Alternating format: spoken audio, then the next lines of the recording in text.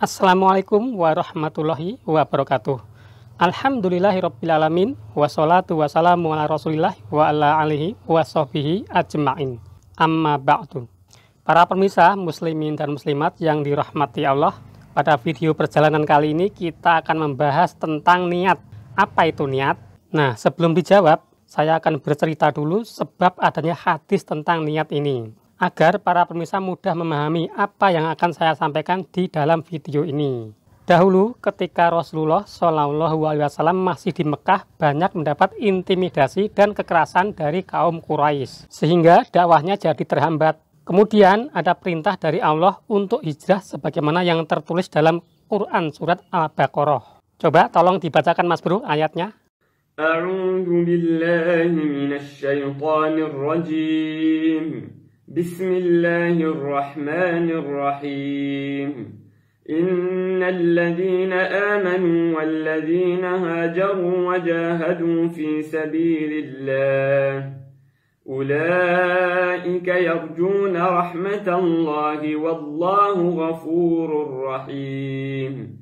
Yang artinya, sesungguhnya orang-orang yang beriman dan orang-orang yang berhijrah dan berjihad di jalan Allah, mereka itu mengharapkan rahmat Allah dan Allah Maha Pengampun lagi Maha Penyayang. Quran Surat Al-Baqarah ayat 218. Kemudian dimulailah hijrah dari Mekah ke Madinah. Nah, pada saat adanya perintah hijrah ini, kebetulan seorang wanita mukmin yang bernama Ummu Qais ini dilamar seorang pemuda. Sebenarnya mereka saling mencintai. Ummu Qais ini antara sedih karena akan meninggalkan kampung halaman dan gembira karena ada yang melamar. Ia tetap hijrah mentaati Allah dan Rasul-Nya dan berpesan, jika kamu tetap mencintaiku, temui aku di Madinah. Lalu Ummu Qais hijrah bersama rombongan sahabat Rasulullah SAW. Sedangkan pemuda tadi masih di Mekah. Lihat situasi dan kondisi dulu. Setelah mengetahui Rasulullah lolos dari bahaya kaum Quraisy dan selamat sampai di Madinah, karena cintanya tak ingin kandas begitu saja, maka pemuda tadi menyusul ke Madinah dengan jarak sekitar 450 km.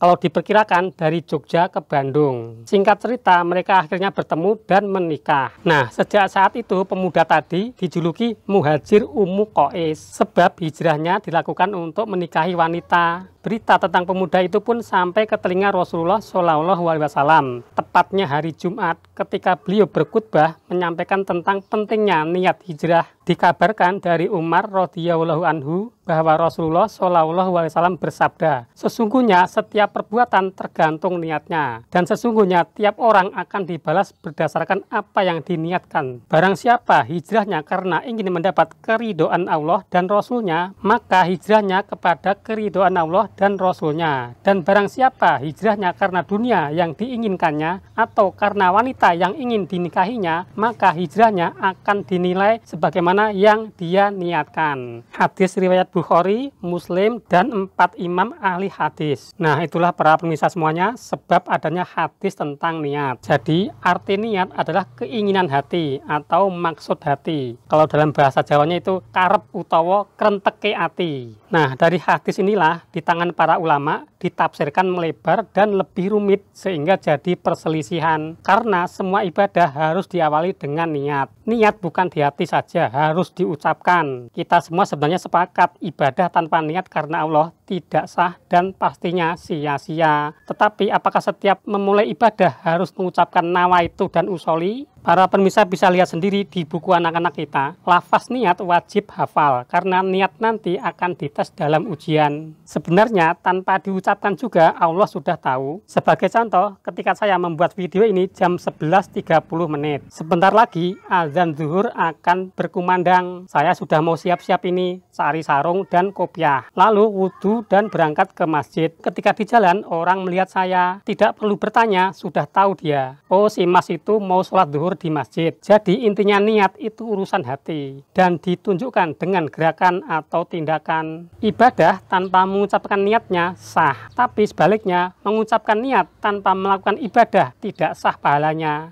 Jika niat dinilai dari ucapan, kadang hadis setiap amalan tergantung niat dan mendapatkan apa yang diniatkan ini disalahartikan. Sebagai contoh, ketika orang mencuri ditanya, loh kamu kok mencuri? Gak boleh itu. Lalu dijawab, aku mencuri niatnya cari nafkah kok. kamu sudah sholat belum? Sudah niat kok. Nah, jika niat wajib diucapkan, bisa jadi kita akan tertipu dengan ucapan manusia. Kalau mau jujur, aturan niat wajib diucapkan ini akan jadi beban bagi para pemula yang baru belajar sholat. Apalagi mu'alafnya sudah tua, susah untuk menghafal. Bisa-bisa nggak jadi sholat nantinya. Nah, seperti biasa, untuk melengkapi pembahasan kita ini, mari kita dengarkan bersama-sama pendapat dari Ustadz Dr. Andes Ahmad Sukino berikut ini. Selamat mengikuti. Kalau akan sholat itu, niatnya dibaca dalam hati. Kalau misalnya pakai bacaan usolli, fardol, dan seterusnya itu, ada tuntunannya apa tidak Ustadz? Kalau tidak ada tuntunannya yang benar bagaimana? Lah kowe wis maca ngono urung? Kalau salat membaca itu. Bapak ini dulu kalau salat baca usolli enggak? Ya, ada tuntunannya. Lah kok diwaca? Nah, itu kan. Jadi saya belum tahu kalau ada tuntunannya seperti itu, belum tahu. Maka karena belum tahu ya tidak diamalkan, ya. Belum tahu, wala taqu ma laisa laka bihi ilmun. Ibadah itu kalau kamu belum tahu ilmunya jangan mengamalkan. Ya, perkara saudara-saudara yang pakai usolli katanya ora usolli ora sah, ya silahkan pakai gitu. Nah, bagi kita karena belum tahu dasarnya bahwa Nabi, sahabat-sahabat Nabi kalau mau sholat baca usolli, maka kita tidak usah membaca, wong belum tahu dasarnya kok. Ya. Lah itu apa ora niat? Salat ora niat iki piye ya. Ya enggak? Misalnya hari ini nanti sebentar lagi kerungan dan duhur. Terus saudara-saudara datang ke kolah mau wudu. Ya, tak tekoni kok wuduyane ngopo? Kira-kira jawabnya apa? Nah, ada salat. Salat apa? Duhur, niat itu sudah di hati, ini sudah ada. Puasa barang rasa nawetu soma godin anak ndak usah. Nah kowe biasane bengi ora tau mangan terus mangan iki tak tekoni, lho yane mangan sahur sesuk poso no. Lah gitu kan. Nah, itu niat itu sudah terbawa dalam hati. Gitu. Jadi sholat barang itu sudah terbawa dalam hatinya. Kamu ambil air wudhu itu sudah niat mau sholat. Ya, mau sholat apa itu hatimu sudah merasa mau sholat apa itu.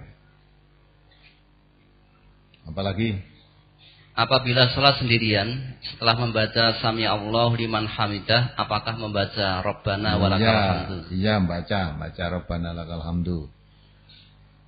Apalagi di masjid dekat rumah saya sering saya jumpai makmum masbuk tetapi tidak mengikuti jamaah yang ada, melainkan membuat shaf sendiri yang terletak di luar ruang utama masjid, sedangkan di ruang utama masjid sebenarnya belum penuh, sehingga setelah jamaah selesai dia terlihat seperti sholat sendirian atau memang sengaja menyendiri. Ya, yang demikian itu bagaimana? Tidak boleh itu, tidak sah itu. Ya, sholat pada jamaah kok menyendiri itu. Ya, tidak boleh itu.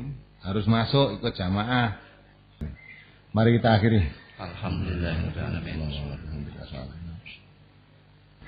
Assalamualaikum warahmatullahi wabarakatuh. Waalaikumsalam. Demikianlah para pemirsa semuanya pembahasan kita untuk pertemuan kali ini, yaitu tentang niat. Niat sebenarnya hanya di dalam hati, tidak perlu diucapkan. Semoga menambah hasanah ilmu yang kita miliki. Wassalamualaikum warahmatullahi wabarakatuh.